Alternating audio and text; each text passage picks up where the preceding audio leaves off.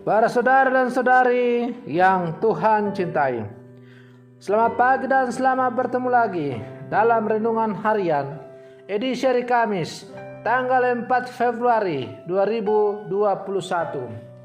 Mengawali hari yang baru ini, kita hendak mendengar dan merenungkan sabda Tuhan. Marilah sebelum kita mendengar dan merenungkan sabda Tuhan, kita berdoa. Dalam nama Bapa dan Putra dan Roh Kudus. Amin. Allah Bapa Maha Pengasih, Engkau menghendaki kami bergaul akrab dengan Dikau dengan mengikuti Putramu. Kami mohon semoga Dia mempererat pula pergaulan kami satu sama lain dan meneguhkan kerukunan dan cinta kasih kami. Engkau telah memanggil kami untuk menjadi murid-murid-Mu, dan semoga panggilan menjadi murid-Mu semakin kami hayati dalam seluruh kehidupan kami dengan tekun dan setia mewartakan Injil lewat tugas dan panggilan kami masing-masing. Terpujilah Engkau Bapa, Putra, dan Roh Kudus, kini dan sepanjang segala masa. Amin. Para saudara dan saudari yang Tuhan cintai, sabda Tuhan yang hendak kita dengar dan kita renungkan untuk mengawali hari yang baru ini, hari Kamis tanggal 4 Februari 2021, diambil dari Injil Markus pasal 6 ayat 7 sampai 13. Tuhan sertamu. Inilah Injil Tuhan kita Yesus Kristus menurut Santo Markus. Sekali peristiwa, Yesus memanggil ke-12 murid dan mengutus mereka berdua-dua.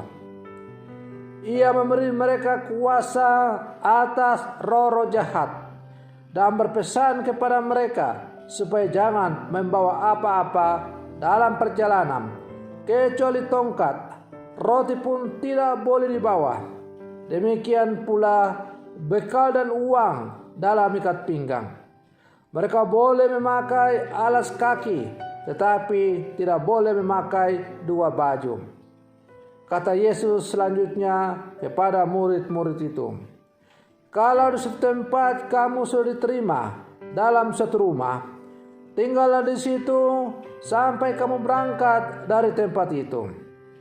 Kalau ada tempat yang tidak mau menerima kamu, dan kalau mereka tidak mau mendengarkan kamu, keluarlah dari situ dan bebaskanlah debu yang ada di kakimu sebagai peringatan bagi mereka.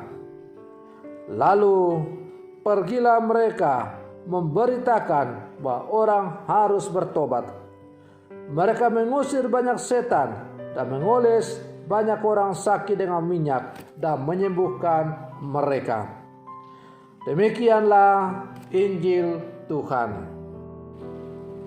Para saudara dan saudari yang Tuhan cintai, warta Injil keselamatan Allah harus diwartakan kepada semua orang.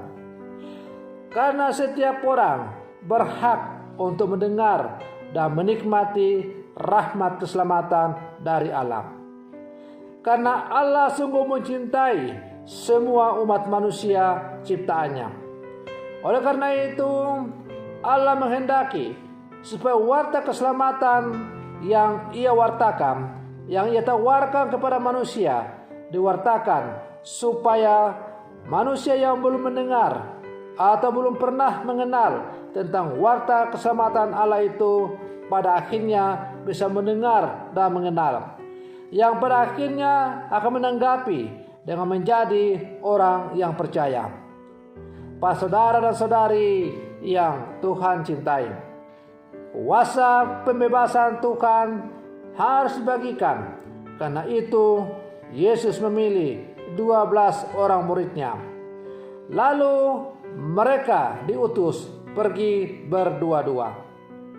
Mereka diberi tugas untuk mewartakan tentang karya keselamatan kepada semua orang, agar supaya mereka mampu menjalankan tugas perutusan dari Yesus, maka mereka diberi kuasa atas roh-roh Yesus melarang para murid membawa apa-apa kecuali tongkat.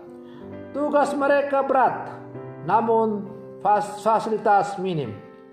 Akan tetapi, kuasa yang diberikan Tuhan sudah cukup. Kuasa itu membuat para murid bisa dekat dengan sesamanya. Dan pada mereka itulah ada semua hal yang mereka butuhkan, seperti makanan, pakaian, dan uang. Modal spiritual turun ke modal sosial, dan semuanya menjelma dalam modal material.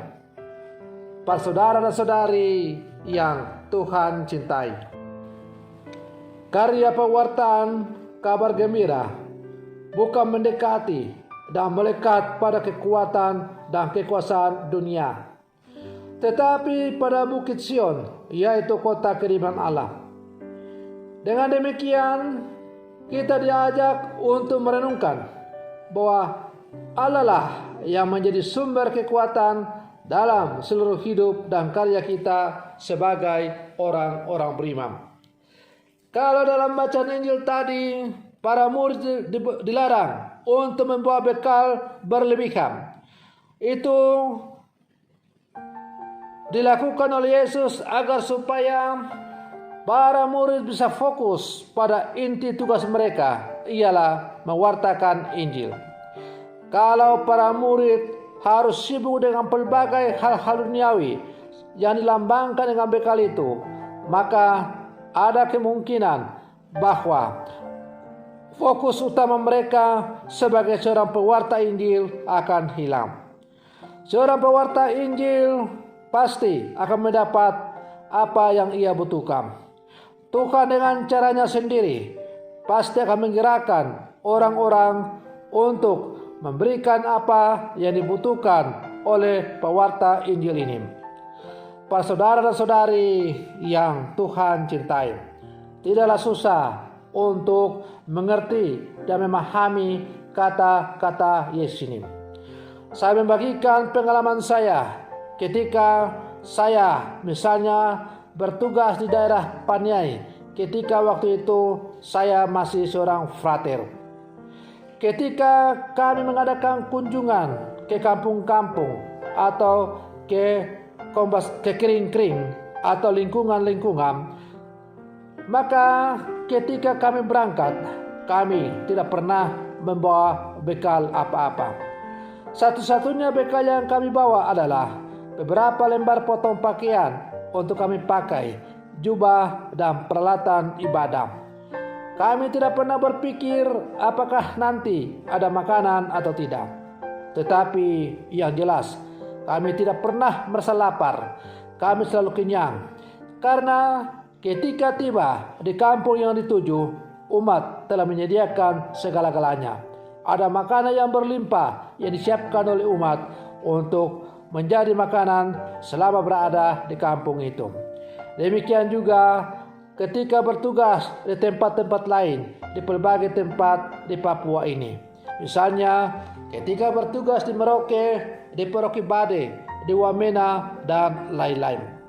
Para saudara dan saudari yang Tuhan cintai, maka sebagai seorang utusan Tuhan, janganlah kita sibuk dengan pelbagai macam hal tetap bengek, karena Tuhan dengan caranya sendiri pasti akan memberikan segala sesuatu yang kita butuhkan melalui orang-orang utusannya.